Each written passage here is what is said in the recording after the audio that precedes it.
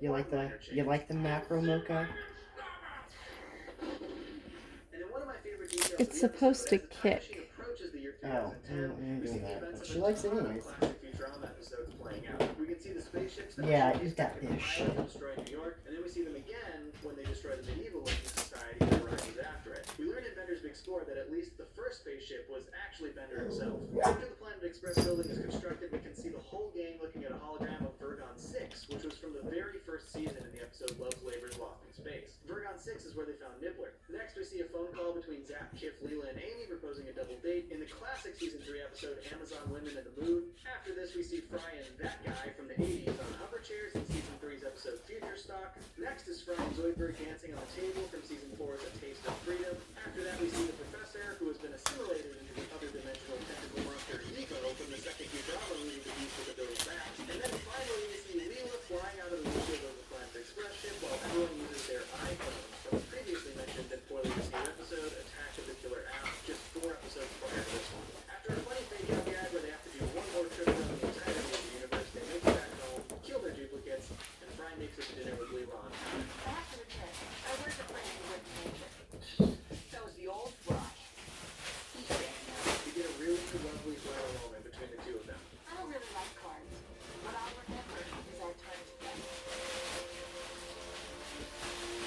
This episode represents the best of Futurama. It has an incredibly fun sci-fi premise, a strong emotional hook that punches you in the gut midway through the episode, some top-notch gags and humor, and the perfect number of little mountain references to the series as a whole. It's just a classic. It does have some scary implications, like the fact that the Leela we have been following in the series up to this episode went on to live her entire life without Fry and missed nearly the entire time. But the final message of the show is something that holds true for the Leela in that universe as well as this one. What I'll remember is our time together. This episode is about cherishing the time you have with the people you love. It's about not squandering your opportunities to have good times. Something tells me that after the events of this episode, the late Philip J. Fry won't be late anymore. He's going to spend as much time as he can with the people he cares about, especially Leela. And I think that was actually a pretty great message to the fans as well. Look, even if these new episodes of Futurama weren't living up to those expectations you had set for it, just enjoy your time with the show. Enjoy it while it's here. The show's been off the air for about 9 years now, and I still see very often people asking for the show to come back. The late Philip J. Fry would go on to win an Emmy for Best Animated Series, and is heralded as one of the best episodes the show has ever done. It even made a fun cameo appearance in the first season of Disenchantment. In the end, it sort of justified the entire existence of those last revival seasons of Futurama. The late Philip J. Fry isn't my favorite episode, but it's one that holds a special place in my fanboy heart.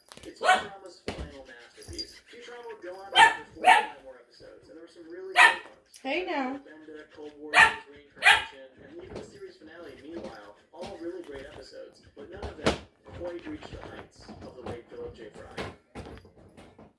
Hey y'all, thanks so much for tuning in, and please let me know if you want to hear me talk about Futurama again. Honestly, I'll probably do it regardless of what you say, so look forward to that. Do all the subscribing business if you feel like it, and stay tuned. Peace.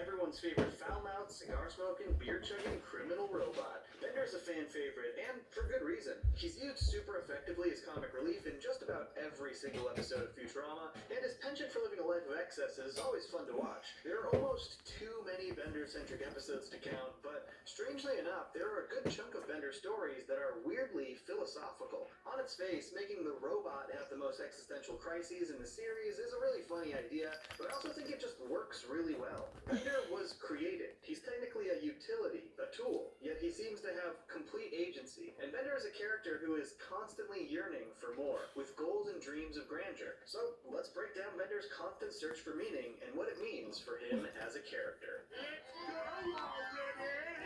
All the way back in season 1, we start to see Bender's love of all things excess. Sure, he drinks because it powers his fuel cells, but why does he smoke? That might me look cool. In Hell is Other Robots, we see Bender get hooked on electricity, basically a drug parallel for robots. This completely derails his life until he's saved by robotology, a robot religion. But before too long, Bender falls back into his sleazy ways, which leads into the literal robot hell. For the first time, anyways. While this episode doesn't have overtly philosophical overtones, I do think it's pretty interesting that they put the robot